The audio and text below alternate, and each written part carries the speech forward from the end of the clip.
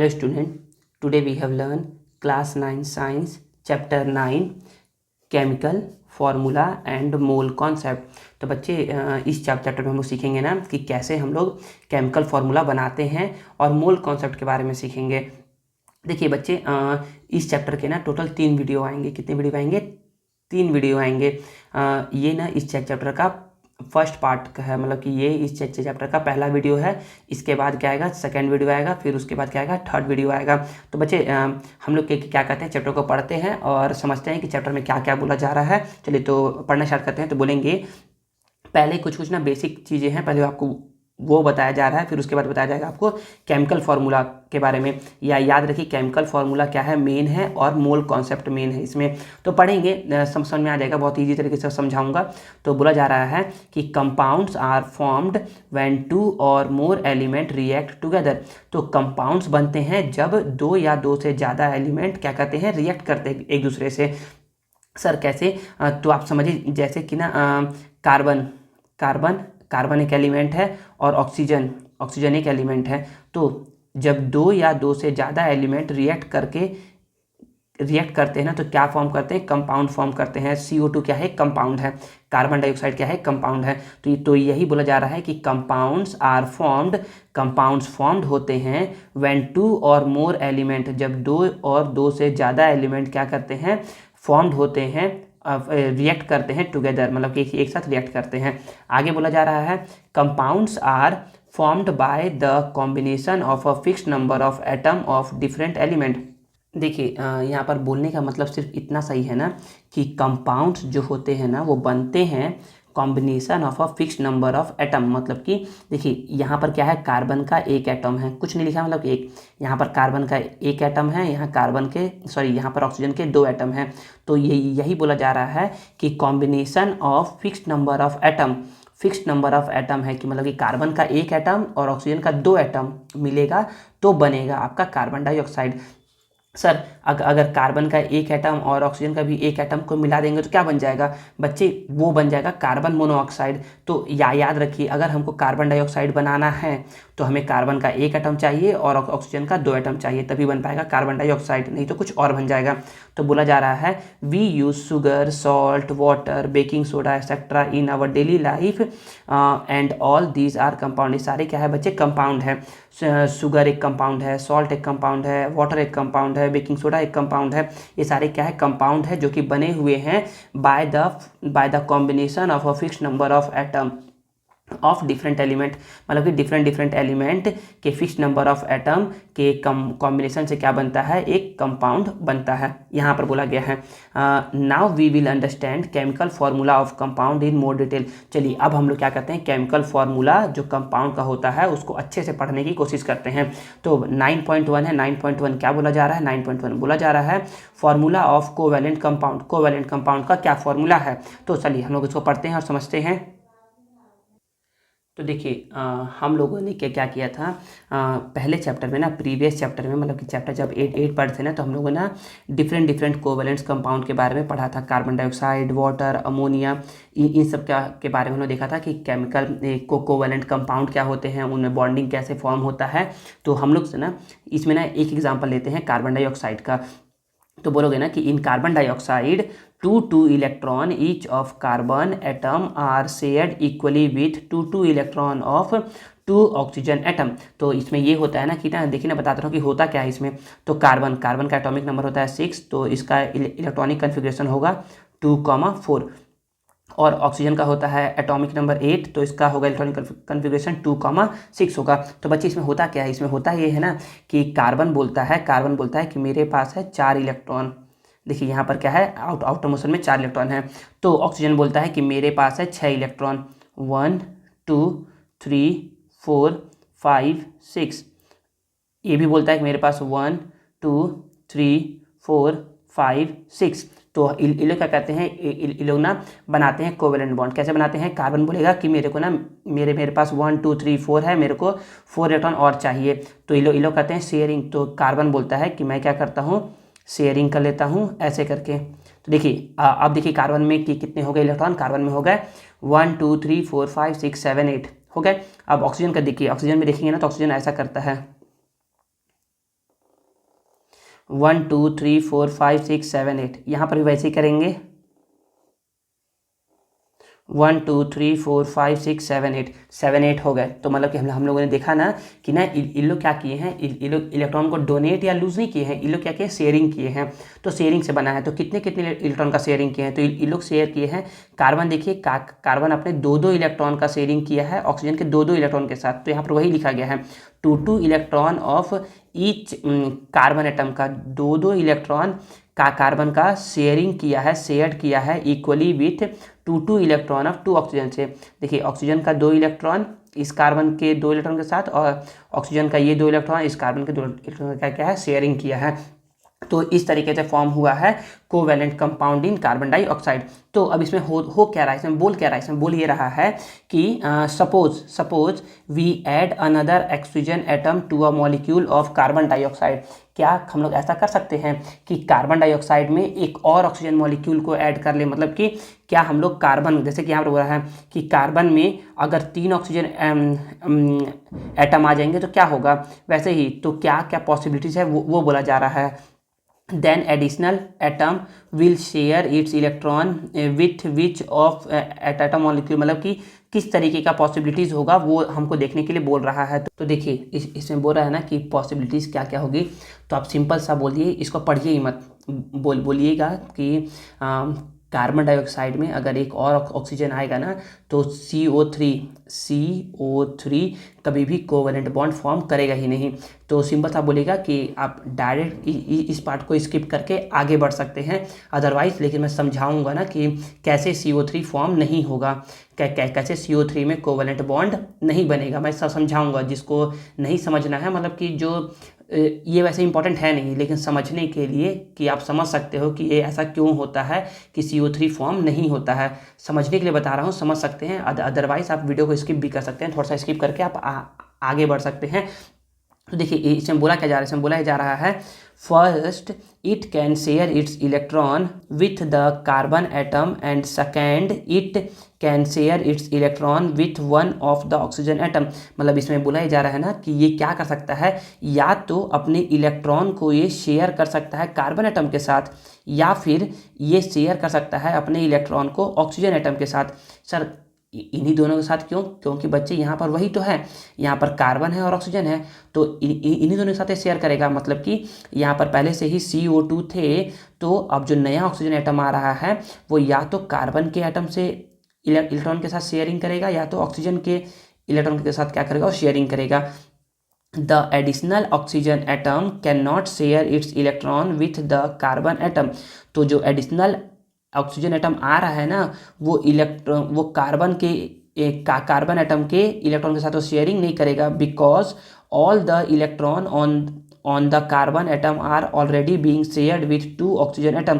क्योंकि कार्बन का जो कार्बन का जो भी इलेक्ट्रॉन है ना आउटर मोस्ट सेल में, वो सारे क्या है पहले से ही शेयरिंग किए हुए हैं 2 ऑक्सीजन एटम के साथ।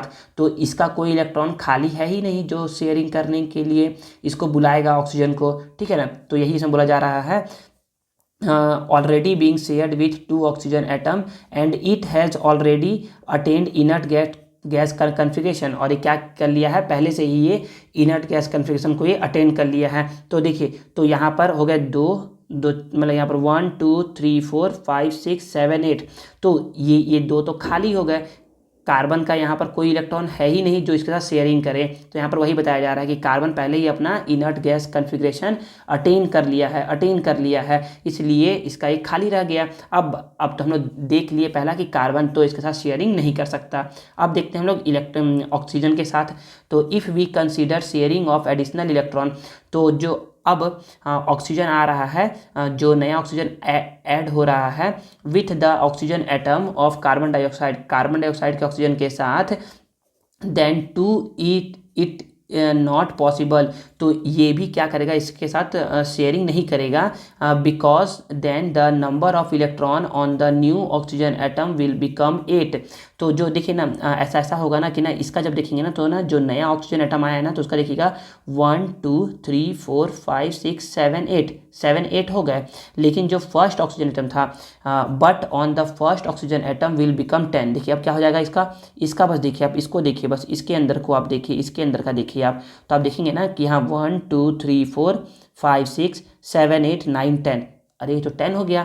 तो that is the number of electron in the outer most shell of the oxygen atom will become more than 8, जो कि ये हो नहीं सकता कभी भी। कितना होगा? मैक्सिमम 8 ही होगा। तो इसलिए क्या करेगा ये, इस ऑक्सीजन के साथ साथ भी ये ऐड अपने इलेक्ट्रॉन को शेयर नहीं कर सकता है। तो समझ में आ गया।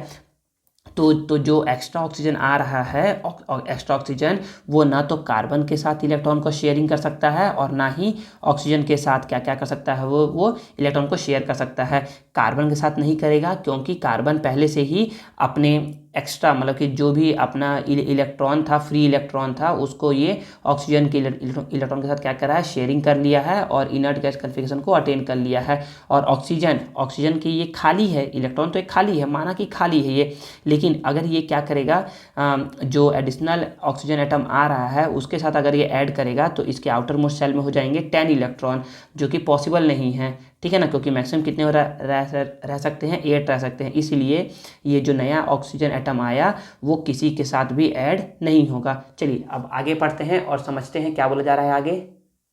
देखिए तो अब आगे बोला जा रहा है since sharing of electron with an additional oxygen atom is not possible. तो जो एडिशनल ऑक्सीजन एटम आ रहा था ना उसका शेयरिंग ऑफ इलेक्ट्रॉन क्या है, पॉसिबल नहीं है। Therefore the compound CO3 is not form, और इस तरीके से CO3 कंपाउंड फॉर्म नहीं होगा। A stable compound can be formed only between one carbon and 2 oxygen atom. एक स्टेबल कंपाउंड तभी फॉर्म्ड होगा जब केवल और केवल एक कार्बन 2 ऑक्सीजन एटम के साथ क्या क्या करेगा, रिएक्शन करेगा, और इस तरीके से फॉर्मूला क्या बनेगा, CO2 बनेगा। सिमिलरली बस इतना ही पढ़ना है और ज़्यादा काम का नहीं है, तो बस इतना ही पढ़िएगा। अब आगे जो है ना ये बहुत अच्छा कॉन्सेप्ट है 9.2, क्या है, molecular weight of covalent compound और unit formula mass of ionic compound and formula unit mass. तो चलिए हम लोग क्या करते हैं, मॉलिक्यूलर वेट और फार्मूला यूनिट मास को समझते हैं कि दोनों में क्या डिफरेंस है। तो पहला तो याद ये रखिए कि मॉलिक्यूलर वेट हम लोग निकालते हैं किसका, कोवैलेंट कंपाउंड का, और फार्मूला यूनिट मास किसका निकालते हैं बच्चे हम लोग, आयोनिक कंपाउंड का। तो मॉलिक्यूलर वेट कोवैलेंट कंपाउंड का निकालते हैं और फार्मूला यूनिट मास किसका निकालते हैं, आयोनिक कंपाउंड का निकालते हैं।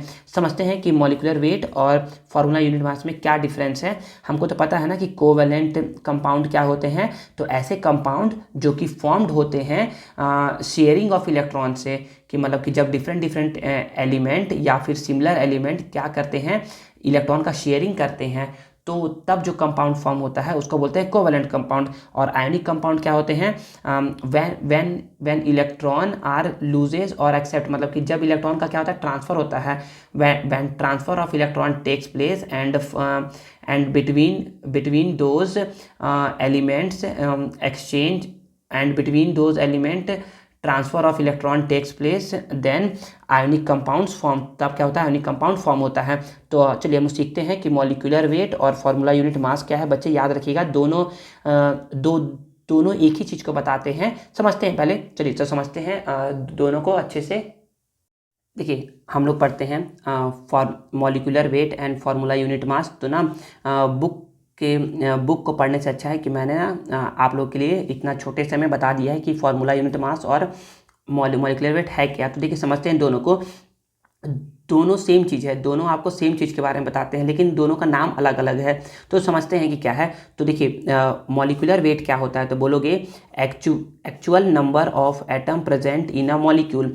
तो जितने नंबर ऑफ प्रेजेंट रहेंगे किसी भी मॉलिक्यूल में उसको हम लोग क्या बोलते हैं, मॉलिक्यूलर वेट। मतलब कि जितने नंबर ऑफ एटम प्रेजेंट रहते हैं किसी भी मॉलिक्यूल में उसको हम लोग बोलते हैं मॉलिक्यूलर वेट। और फार्मूला यूनिट मास क्या होता है, तो बोलोगे adding the mass of atom present in it. मतलब कि जितने एटम के मास प्रेजेंट है किसी भी सब्सटेंस में या कंपाउंड में उसको हम लोग बोलते हैं फार्मूला यूनिट मास। ठीक है, तो देखिए ना आगे बोला जा रहा है मॉलिक्यूलर वेट में, molecular mass is for molecules. Molecular mass molecules के लिए होता है, because molecules are covalent compound. Molecules क्या होते हैं बच्चे? कोवैलेंट कंपाउंड होते हैं। और फॉर्मूला यूनिट मास किसके लिए होता है? तो total mass of a substance, formula mass is for ionic compound. तो देखिए फॉर्मूला यूनिट मास, इसमें मास आ रहा है, क्या आ रहा है इसमें? मास आ रहा है। तो इसमें हम लोग निकालते हैं total mass of a substance. क्या निकालते हैं? Total mass of a substance. और हम लोग कैसे निकालते हैं टोटल मास? एडिंग करते हैं जो भी प्रेजेंट है ना उसके अंदर एलिमेंट, उन सभी के मासेस को। इसमें क्या आ रहा है? वेट आ रहा है। वेट आ रहा है तो हम लोग क्या करते हैं, ये हम लोग करते क्या है इसमें? तो हम लोग इसमें ना मॉलिक्यूल्स जो भी होता है उसके जितने नंबर ऑफ एटम है ना उसको क्या करते हैं? ऐड करते हैं। इसमें भी हम लोग ऐड ही करते हैं। तो हम लोग इस मॉलिक्यूलर वेट निकालते हैं कोवेलेंट कंपाउंड का। और फॉर्मूला यूनिट मास या फिर फॉर्मूला मास, इसका दूसरा नाम होता है फॉर्मूला मास। फॉर्मूला मास हम लोग निकालते हैं आयोनिक कंपाउंड का।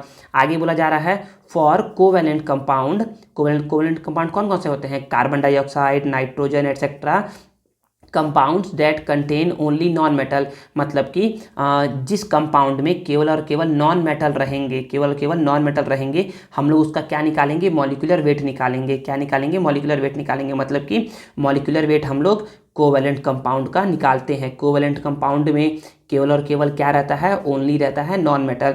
और फॉर्मूला यूनिट मास तो बोलोगे four ionic compound NaCl, MgCl2, Na2CO3 compound that contain metal and non metal, मतलब कि ऐसे कंपाउंड जिसमें मेटल भी होगा और नॉन मेटल भी होगा, मेटल और नॉन मेटल होगा, उसका हम लोग निकालते हैं फॉर्मूला यूनिट मास या फिर फॉर्मूला मास निकालते हैं। और फॉर्मूला मास किसका निकालते हैं हम लोग? फॉर्मूला मास निकालते हैं हम लोग आयोनिक कंपाउंड का। आगे बोला जा रहा है कि अब क्वेश्चन आता है कि सर मेटल और नॉन मेटल होता क्या है? तो मेटल ना बच्चे पीरियोडिक टेबल के लेफ्ट साइड में रहता है। मेटल पीरियोडिक टेबल के लेफ्ट साइड में है और नॉन मेटल कहाँ रहता है? राइट साइड में रहता है। तो बोलोगे कि metals are on the left of the periodic table and non metal are on the right of the periodic table. Non metal कहाँ होता है? राइट साइड में होता है और मेटल कहाँ होता है? लेफ्ट साइड में होता है। जैसा कि आपको पिक्चर शो हो रहा होगा, ये क्या है बच्चे? इसको बोलते हैं पीरियोडिक टेबल बोलते हैं। क्या बोलते हैं इसको? पीरियोडिक टेबल बोलते हैं। ये आगे क्लास में पढ़ोगे आप लोग, ठीक है। मैंने ना आप लोग को ना बोला भी था ना कि 1 से लेकर के 20 तक के एलिमेंट का नाम याद रखने के लिए, तो ये वही है, ठीक है ना। तो चलिए अब फिर आगे बोला जा रहा है the unit of formula mass is atomic mass unit. तो फॉर्मूला मास का यूनिट क्या होता है बच्चे? एटॉमिक मास यूनिट होता है। इसको AMU से लिखते हैं या फिर U से लिखते हैं। AMU या फिर स्मॉल u से लिखते हैं, ठीक है। बच्चे देखिए ना, फॉर्मूला यूनिट मास और मॉलिक्यूलर वेट दोनों आपको मास के ही बारे में बताते हैं, मतलब कि दोनों आपको सेम चीज़ के बारे में बताते हैं। तो फिर हम लोग अलग अलग क्यों पढ़ते हैं? तो क्वेश्चन आता है ना कि ना why we use two different terms for calculating atomic mass unit या for calculating formula mass. Formula mass निकालने के लिए हम लोग दो टर्म का यूज़ क्यों करते हैं? तो बोलोगे the only reason we use two different terms, केवल और केवल एक ही रीज़न, मतलब कि only reason we use two different term, दो डिफरेंट टर्म यूज़ करते हैं बिकॉज, क्योंकि जो मॉलिक्यूल्स होते हैं उनमें पाया जाता है covalent compound, meaning they have only non metal, क्योंकि वो केवल नॉन मेटल से बने हुए होते हैं, इसलिए हम लोग उसका निकालते हैं molecular weight. While and ionic compound, और ionic compound can not be a molecule, ionic compound कोई मॉलिक्यूल नहीं है।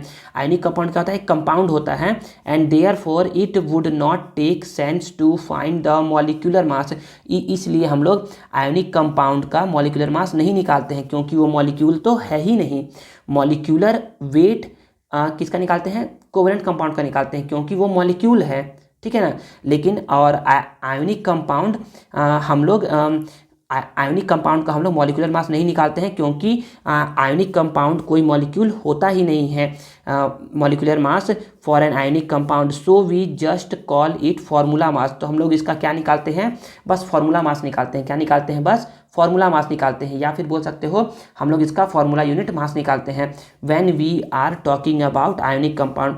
तो जब हम लोग आयोनिक कंपाउंड के बारे में बात करते हैं तो हम लोग इसका निकालते हैं फार्मूला मास, या फिर आप बोल सकते हो फॉर्मूला यूनिट मास। और जब हम लोग क्या करते हैं, जब हम लोग बात करते हैं कोवेलेंट कंपाउंड का जब हम लोग बात करते हैं तो उसका हम लोग निकालते हैं मॉलिक्यूलर मास या फिर मॉलिक्यूलर वेट निकालते हैं। समझ में आ गया? चलिए अब क्या करते हैं, अब ना हम लोग ना इसको ना समझते हैं कि इसमें क्या क्या बोला जा रहा है। तो आप सिंपल सा ये बोलोगे कि यहाँ पर आप बोलोगे कि we calculate molecular weight of water, कि इसमें एग्जांपल दिया जा रहा है कि मॉलिक्यूलर वेट ऑफ वाटर हम लोग वाटर का हम लोग निकालते हैं मॉलिक्यूलर वेट कितना होता है। तो बोलोगे वाटर वैसे है क्या, तो वाटर है बच्चे H2O। क्या है वाटर? H2O। H2O। तो बोलोगे the atomic weight of hydrogen. Hydrogen का एटॉमिक वेट कितना होता है बच्चे? हाइड्रोजन का एटॉमिक वेट होता है बच्चे 1। हाइड्रोजन कितना होता है बच्चे? 1 होता है एटॉमिक वेट। और इसको एटॉमिक वेट 1 है तो इसलिए इसको U लिखते हैं। AMU भी लिख सकते हो या फिर U लिख सकते हो। और वैसे ही ऑक्सीजन का जो है एटॉमिक वेट कितना होता है बच्चे? ये होता है 16। कितना होता है? 16 U होता है। सर ये कैसे है, आपको पता कैसे चला? तो बच्चे मैंने ना आप लोग को ना एक बार ना दिया था, जब मैं चैप्टर 3 पढ़ा रहा था ना तो उसमें मैंने बताया था ना कि ना एटॉमिक वेट आपको याद रखना है, ठीक है। तो अदरवाइज आप लोग जो ये सॉल्यूशन शो, मतलब कि एक पिक्चर शो हो रहा होगा, आप लोग उसको भी देख सकते हो और उससे आप लोग याद कर सकते हो एटॉमिक वेट, जिससे आप क्या कर सकते हो, इसका ईजिली मॉलिक्यूलर वेट और फार्मूला यूनिट मास निकाल सकते हो।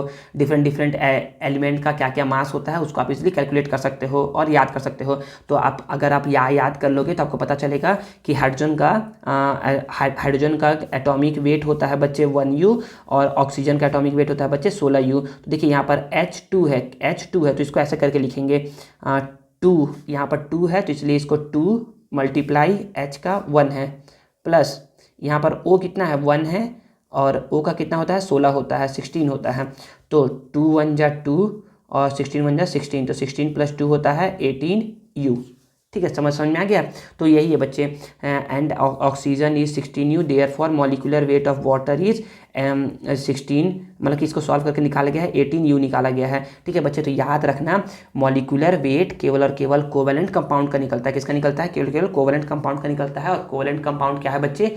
वाटर है, कार्बन डाइऑक्साइड है, हाइड्रोजन है, नाइट्रोजन है, ऑक्सीजन है। ठीक है, आगे सम मोर कंपाउंड दिया जा रहा है। तो फिर है इसके बाद सल्फर डाइऑक्साइड। तो बच्चे याद रखिए कि सल्फर डाइऑक्साइड का ना सल्फर का बच्चे एटॉमिक मास, एटॉमिक वेट कितना होता है बच्चे? ये होता है 32U। और ऑक्सीजन का अभी बताया कितना होता है? 16U। तो सल्फर यहाँ 1 है तो यहाँ लिखोगे 1 × 32 प्लस, और ऑक्सीजन यहाँ पर कितना है? ऑक्सीजन यहाँ पर 2 है तो 2 × 16, तो 32 1 जा 32 और प्लस 16 2 जा 32 + 32 होता है 64U। वैसे ही नाइट्रोजन क्या होता है बच्चे? N2 होता है। क्या होता है? N2 होता है। और नाइट्रोजन का जो क्या बोलते हैं एटॉमिक वेट होता है वो होता है 14 होता है। तो यहाँ पर आप बोल सकते हो कि यहाँ पर हो जाएगा 2 मल्टीप्लाई, यहाँ पर 2 है ना, तो 2 × 14, तो 14 2 जा 28U। आई थिंक समझ में आ गया होगा। अब हम लोग क्या करते हैं, आयोनिक कंपाउंड का हम लोग निकालते हैं फार्मूला यूनिट मास। क्या निकालते हैं? फार्मूला यूनिट मास। क्यों निकालते हैं फार्मूला यूनिट मास? क्योंकि आयोनिक कंपाउंड कोई मॉलिक्यूल नहीं होता है, तो इसलिए हम लोग क्या करते हैं, इसका निकालते हैं फार्मूला यूनिट मास। तो बोला जा रहा है कि मॉलिक्यूलर फार्मूला और जो यूनिट फार्मूला मास दोनों क्या होता है? सेम होता है। तो हम लोग निकालते हैं आयोनिक कंपाउंड का क्या निकालते हैं? हम लोग निकालते हैं फार्मूला यूनिट मास। तो कैसे निकालते हैं? तो सेम जैसे इसका निकालते हैं वैसे इसका निकालना, कुछ अलग नहीं है। दोनों आपको बताते हैं कि कितना दोनों का वेट है, दोनों का वेट कितना है, दोनों सेम चीज़ बताते हैं, बस अलग अलग टर्म यूज़ कर लिया गया है। क्योंकि ये कोवेलेंट कंपाउंड है और ये आयोनिक कंपाउंड है। आयोनिक कंपाउंड के लिए यूज़ कर लिया गया है टर्म मॉलिक्यूलर वेट, और कोवेलेंट कंपाउंड के लिए यूज़ कर लिया गया है टर्म मॉलिक्यूलर वेट, और आयोनिक कंपाउंड के लिए यूज़ कर लिया गया है टर्म फार्मूला यूनिट मास। दोनों में करना वैसे ही है, जैसे कि हमको निकालना है the atomic weight of chlorine, मतलब कि हमको निकालना है किसका? सोडियम क्लोराइड का। किसका निकालना है? सोडियम क्लोराइड का। तो सोडियम क्लोराइड होता क्या है बच्चे? ये होता है NaCl। क्या होता है? NaCl। तो यहाँ पर Na कितना है? 1 है। ठीक है, सोडियम का कितना होता है बच्चे? सोडियम का होता है एटॉमिक वेट, सोडियम का एटॉमिक वेट होता है 23, फिर प्लस क्लोरीन कितना है बच्चे? यहाँ पर 1 है। इसका कितना होता है? इसका होता है 35 0.5, तो 23 इंटू 1 23 हो गया, प्लस 35.1 इंटू 1 हो गया 35.5 इंटू 1 हो गया 35.5, दोनों को ऐड कर दोगे तो 0.5 तो 0.5 हो जाएगा, 5 और 3 8 हो गया, और 3 और 2 5 हो गया, और यहाँ पर u लगा दोगे तो 58.5 u। सेम वैसे ही करना है। तो देखिए ना, आगे में ना क्वेश्चन है, इसके नीचे क्वेश्चन दिया हुआ है, तो क्वेश्चन को भी समझते हैं और फिर देखते हैं कि इसमें क्वेश्चन में क्या बोला जा रहा है। देखिए अब क्वेश्चन है, क्वेश्चन में पहला क्वेश्चन क्या बोला जा रहा है, पहला क्वेश्चन का मैं ना सॉल्यूशन ना यहाँ पर बनाऊंगा पहला क्वेश्चन का सॉल्यूशन। तो बोला जा रहा है if atomic weight of carbon is 12 you, atomic weight देखिए कार्बन का कितना दिया हुआ है 12 यू दिया हुआ है, then what will be the molecular weight of carbon dioxide. तो मैं यहाँ पर लिखूंगा सॉल्यूशन, ठीक है। तो मैं बोलूँगा द सिंपल शॉर्टकट में लिख रहा हूँ ना इसको, the atomic weight of carbon, the atomic weight of carbon कितना दिया है बच्चे, ये दिया है 12 यू। फिर लिखूंगा एंड एटॉमिक वेट ऑफ, देखिए कार्बन डाइऑक्साइड में क्या क्या रहता है बच्चे, ऑक्सीजन भी रहता है, क्या रहता है, ऑक्सीजन भी रहता है। तो मैं बोलूँगा कि and atomic weight of oxygen, oxygen का कितना हो जाएगा OXYGEN, ऑक्सीजन कितना होता है बच्चे, ये होता है ऑक्सीजन का होता है, देखिए अब अभी बताया था ना ऑक्सीजन का कितना होता है, ऑक्सीजन का होता है 16 यू, कितना होता है 16 यू, तो यहाँ पर लिख दूंगा 16 यू, ठीक है। फिर हमको किसका निकालना है, the molecular weight of carbon dioxide. तो आप बोल सकते हो देयरफॉर द, यहाँ पर लिख रहा हूँ मॉलिक्यूलर वेट, MW मतलब molecular weight of carbon dioxide, carbon dioxide, और ब्रैकेट में लिख सकते हो ऐसे करके CO2। तो हमको पता है ना, देखिए कार्बन यहाँ पर कितना है 1 है, तो यहाँ पर 1 मल्टीप्लाई कार्बन कितना है 12 है, तो 12 यू, प्लस ऑक्सीजन यहाँ पर कितना है 2 है, और ऑक्सीजन कितना होता है 16 होता है 16 यू, ठीक है।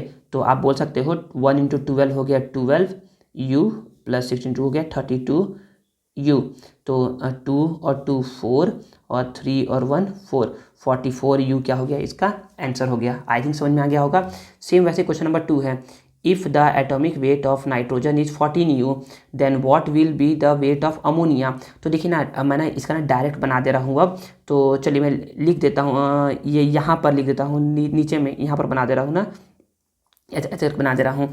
तो बोलोगे if the atomic weight of nitrogen is 14 you, तो सॉल्यूशन बोलोगे कि the atomic weight of nitrogen, the atomic weight of nitrogen कितना है बच्चे, नाइट्रोजन का है 14 यू दिया हुआ है, एंड अमोनिया में होता है बच्चे हाइड्रोजन होता है, एंड हाइड्रोजन। तो यहाँ पर इज लिख लो तो ज़्यादा सही रहेगा, क्योंकि एंड में ना इज लगा देंगे, तो ऐसे करके बोलेंगे the atomic weight of nitrogen is 14 you and hydrogen is 1 you, ठीक है ना, ये होता है। देयरफॉर हमको पूछ रहा है अमोनिया का, तो बोलोगे the molecular weight of ammonia का होता है बच्चे NH3, क्या होता है NH3। तो देखिए यहाँ पर नाइट्रोजन कितना है 1 है, तो 1 इंटू 14 यू, और प्लस यहाँ पर हाइड्रोजन कितना है बच्चे 3 है, तो 3 इंटू 1 यू, तो बोलोगे 14 1 जा 14 यू, और 3 1 जा 3 यू, तो 14 और 3 कितना हो गया बच्चे 17 यू, आपका आंसर हो गया। आई थिंक समझ में आ गया होगा।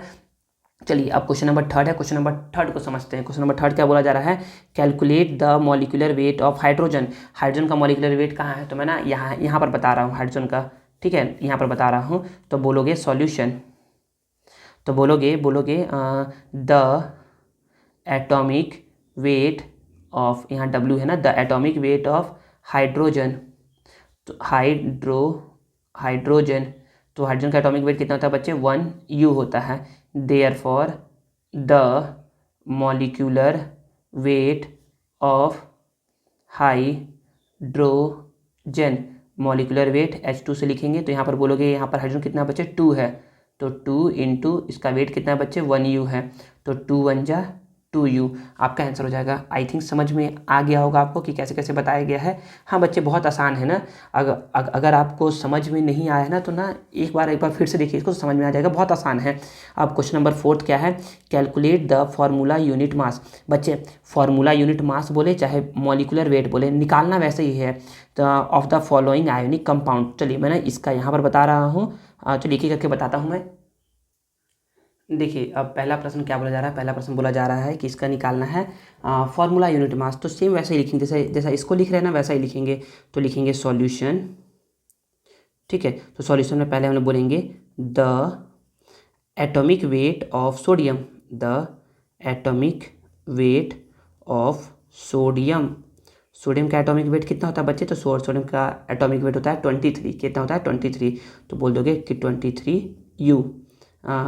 The sodium the atomic weight of sodium is कर लो 23 एंड ऑक्सीजन O2 इज है, ये ना इज लिखा हुआ है दोनों जगह, इज लिखा हुआ है। कितना होता है बच्चे, ये होता है 16U होता है, ठीक है।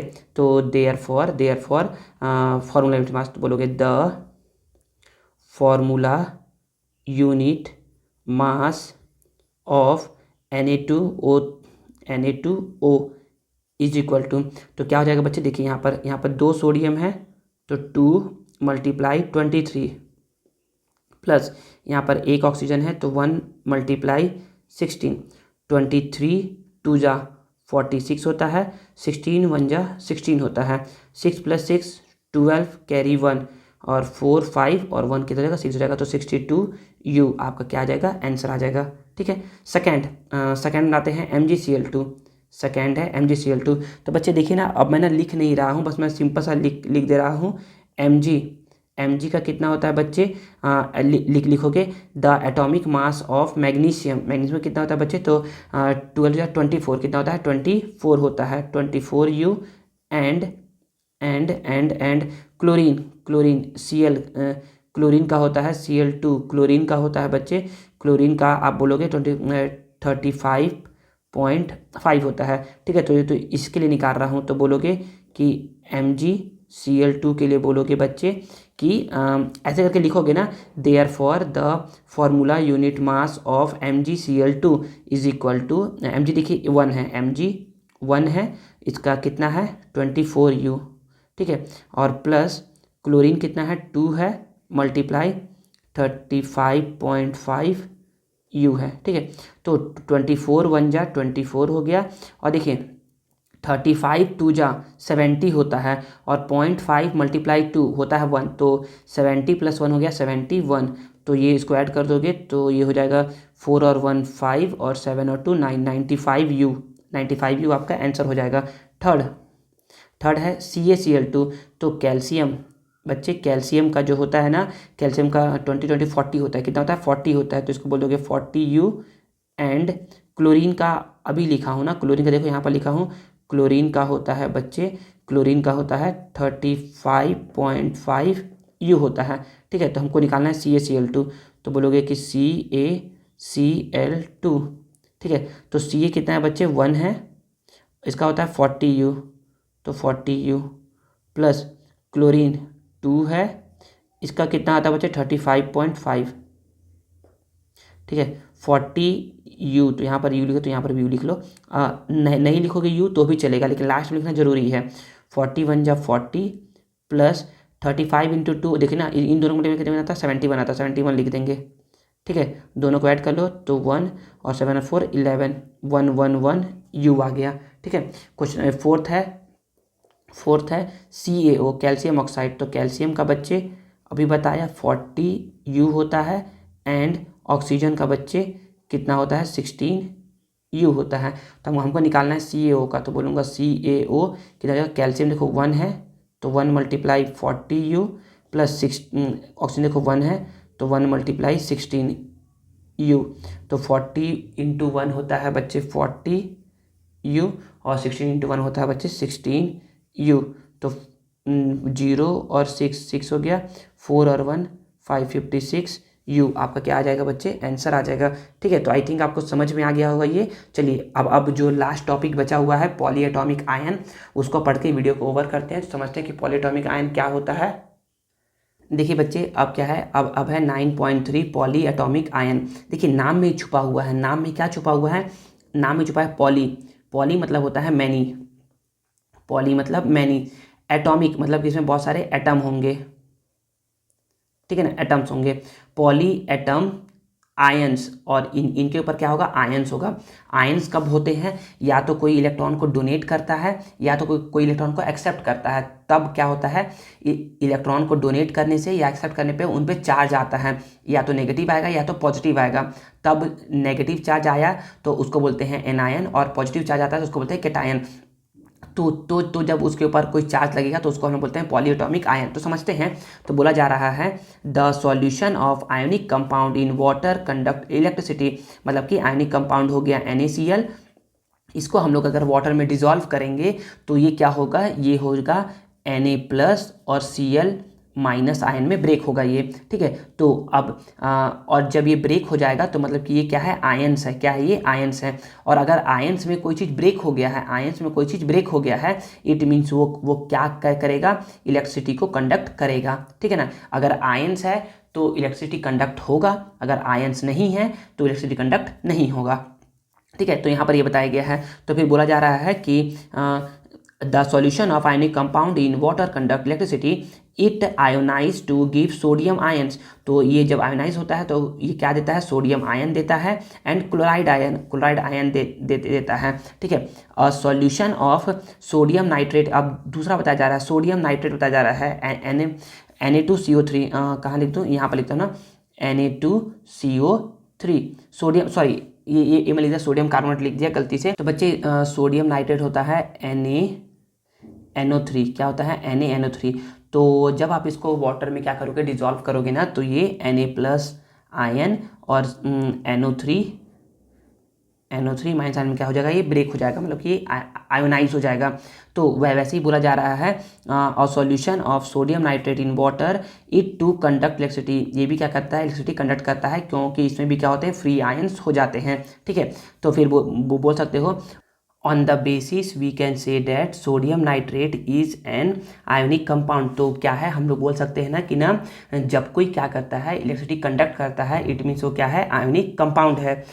It has sodium ion similar to NaCl, this implies that along with Na+ ion the solution should also have negatively charge ion, मतलब कि अगर उसमें प्लस आयन्स है ना तो उसमें नेगेटिवली चार्ज आयन भी है। This ion is NO3 where the nitrogen and 3 oxygen atom.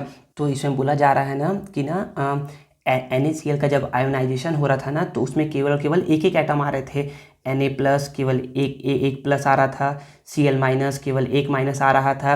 और जब हम लोग NO3 का करवाए तो Na+ तो एक ही एटम आया इसमें, लेकिन इसमें क्या आया, इसमें N भी आया और O भी आया, N भी आया और O भी आया। तो इसमें देखिए एक से ज़्यादा एटम आए, एक से क्या आया, ज़्यादा एटम आए।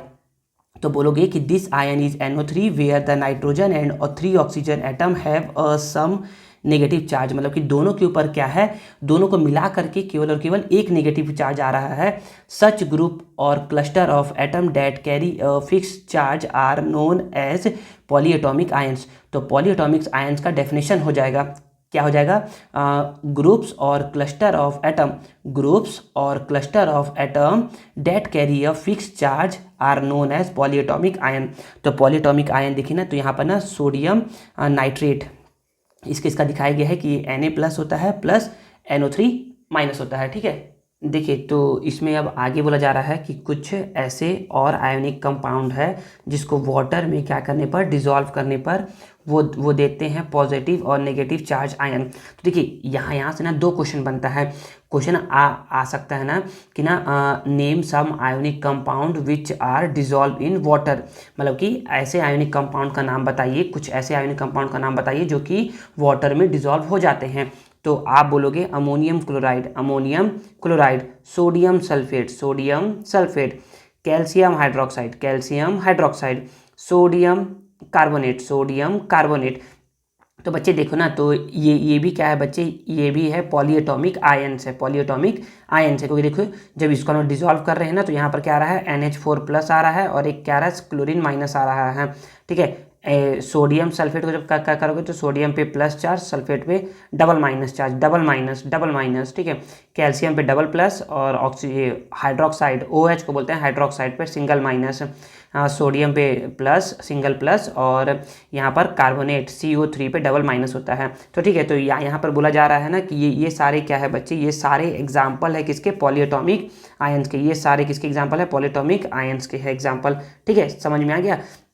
सर ये Ca नहीं है क्या, ये Na नहीं है क्या? नहीं बच्चे, Ca और Na नहीं है। क्यों नहीं है Ca और Na बच्चे? ये और क्लोरीन भी नहीं है। ये इसलिए नहीं है ना क्योंकि इसमें केवल एक एटम है, केवल एक एटम है, एक से ज़्यादा एटम नहीं है। देखिए इसमें देखिए 2 एटम है, इसमें देखिए 2 एटम है, इसमें देखिए 2 एटम है, इसमें देखिए 2 एटम है। ठीक है, तो वो बोलोगे सर Na में भी तो 2 है। नहीं बच्चे, सोडियम को Na ही लिखते हैं, क्लोरीन को Cl ही लिखते हैं, ठीक है ना। नाइट्रोजन को N लिखते हैं, हाइड्रोजन को H लिखते हैं। इसलिए यहाँ पर हम लोग बोलेंगे कि क्या है, पॉलीएटॉमिक आयंस के क्या है, एग्जाम्पल है। ठीक है, आगे बोला जा रहा है the charge found on the ion is also their valency. तो मतलब वैलेंसी बताया जा रहा है कि वैलेंसीज ऑफ आयन। तो ना याद रखिए ना बच्चे, आपको सेकंड पार्ट के लिए जब आप सेकंड पार्ट देखोगे ना, जो कि अपलोडेड हो चुका होगा कुछ ही दिनों में, तो उस सेकंड पार्ट के लिए आपको इस फर्स्ट पार्ट का ये चीज़ों को याद करना पड़ेगा। इन चीज़ों को याद करोगे तो ही आप सेकंड पार्ट को आप बना पाओगे, अदरवाइज मतलब कि सेकंड पार्ट इसी से रिलेटेड है। तो मतलब जहाँ से फर्स्ट पार्ट खत्म होगा वहीं सेकंड पार्ट क्या होगा, स्टार्ट होगा। ठीक है, तो देखिए मोनोवैलेंट, मोनो मतलब होता है कि सिंगल, मोनो मतलब होता है कि सिंगल प्लस या सिंगल माइनस, मतलब कि या तो उस पर केवल एक प्लस चार्ज होगा या तो उस पर एक माइनस चार्ज होगा। तो यहाँ देखिए, यहाँ पर Na plus Ag plus NH4 plus, ठीक है।